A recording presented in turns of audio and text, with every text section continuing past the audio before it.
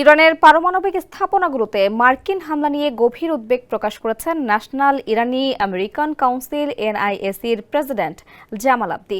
তার দাবি, ট্রাম্প বাস্তবে বুঝতেই পারছে না এই উস্কানিমূলক হামলার পরিণতি কি হতে পারে।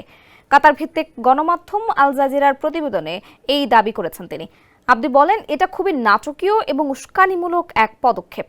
তার মনে হয় না যে ট্রাম্প জানেন এর ফল কি হতে পারে। তিনি কোনো কৌশলগত বা কূটনৈতিক লক্ষ্য নিয়ে এগোননি।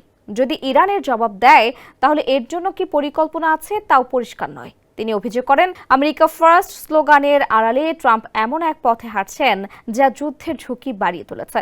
তিনি বলেন, অনেকেই এখন মনে করছেন ট্রাম্প যেন আমাদের সঙ্গে এক প্রকার খেলা খেলেছে।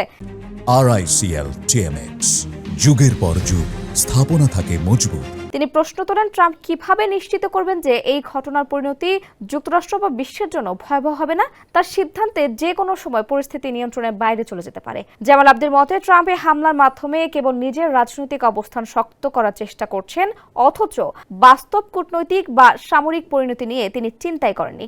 পরিস্থিতি কোন দিকে মোড় নেয় বলে মন্তব্য করেন তিনি।